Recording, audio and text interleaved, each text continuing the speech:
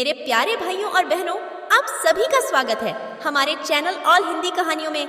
बंधुओं, आज मैं इस वीडियो में आपको बताने जा रही हूँ सूर्य देव के वार्ड के नियम।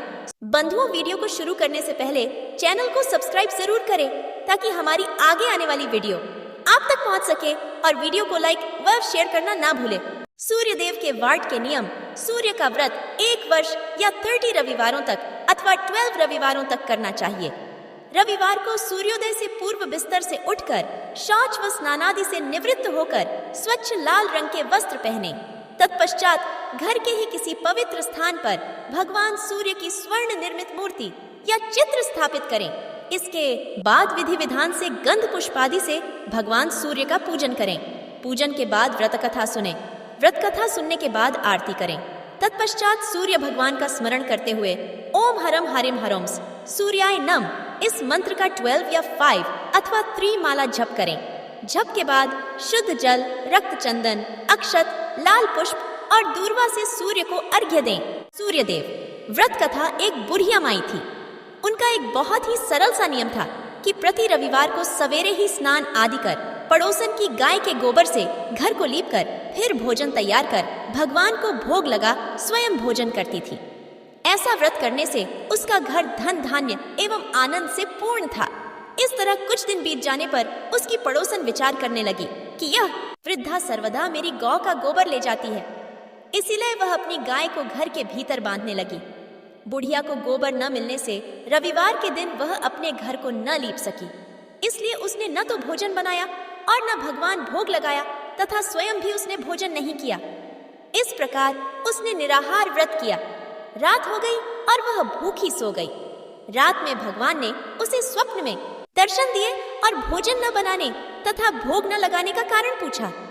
बुढ़िया माई ने कहा, आज मुझे घर लीपने के लिए गाय का गोबर नहीं मिला, जिससे हमारा घर शुद्ध नहीं हुआ, जिससे मैं खाना भी नहीं बना पाई और न ही आपको भोग लगा पाई।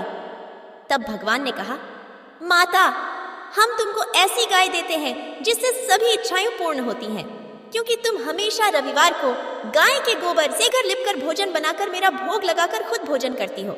इससे मैं खुश होकर तुमको यह वरदान देता हूँ तथा अंत समय में मोक्ष देता हूँ। स्वप्न में ऐसा वरदान में देकर भगवान अंतर्ध्यान हो गए और जब वृद्धा की आंख खुली तो वह देखती है कि आंगन में एक अति सुंदर गाय और बछड़ा बंधे हुए हैं। वह गाय और बछड़े को देखकर अत्यंत प्रसन्न हुई और उनको घर के बाहर बांध दिया। वहीं खाने का चारा डाल दिया। जब उसकी पड़ोसन ने बुढ़िया के घर के बाहर एक अति सुंदर गाय और बछड़े को देखा तो द्वेष के कारण उसका हृदय जल उठा तथा जब उसने देखा कि गाय ने सोने का गोबर किया है तो वह उस गाय का गोबर ले गई और अपनी गाय का गोबर उसकी जगह पर रख गई। वह नित्य प्रति ऐसा करती रही और सीधी साधी बुढ़िया को इसकी खबर नहीं होने दी। तब सर्वव्यापी ईश्वर ने सोचा कि चालाक पड़ोसन के कर्म से बुढ़िया ठगी जा रही है। भगवान ने संध्या के समय अपनी माया से बड़े जोर की आंधी चला दी। बुढ़िया ने अंधेरी के भय से अपनी गाय को घर के भीतर बांध लिया।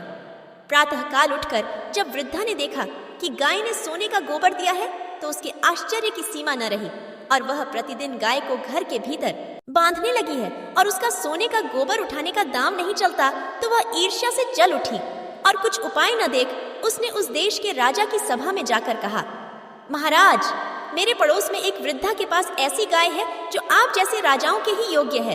वह रोज सोने का गोबर देती है। आप उस सोने से प्रजा का पालन कीजिए। वह वृद्धा इतने सोने का क्या करेगी? राजा ने यह बात सुन अपने दूतों को वृद्धा के घर से गाय लाने की आज्ञा दी। वृद्धा प्रातः ईश्वर का भोग लगा भोजन ग्रहण करने ही जा रही थी कि राजा के कर्मचारी गाय खोल कर ले गए। वृद्धा काफी रोई चिल्लाई, किंतु कर्मचारियों के समक्ष कोई क्या कहता। उस दिन वृद्धा गाय के वियोग में भोजन न खा सकी और रात भर रो रोकर ईश्वर से गाय को पुनः पाने के लिए प्रार्थना करती रही। उधर राजा गाय को देखकर बहुत प्रसन्न हुआ, लेकिन सुबह जैसे ही वह उठा सारा महल गोबर से भरा दिखाई देने लगा। राजा यह देखकर घबरा गया। भगवान ने रात में राजा से स्वप्न में कहा, राजा, गाय वृद्धा को लौटाने में ही तेरा भला है। उसके रविवार के व्रत से प्रसन्न होकर मैंने उसे गाय दी थी। प्रातः होते ही राजा ने वृद्धा को बुलाकर बहुत से धन के साथ सम्मान सहित गाय बछड़ा लौटा दिए। उसकी पड़ोसन को बुलाकर उचित दंड दिया गया। इतना करने के बाद राजा के महल से गंदगी दूर हो गई। उसी दिन से राजा ने नगर निवासियों को आदेश दिया कि राज्य की और अपनी मनोकामना की पूर्ति के लिए रविवार को व्रत करो। व्रत करने से नगर के लोग सुखी जीवन व्यतीत करने लगे। वीडियो को लाइक शेयर करना ना भूले।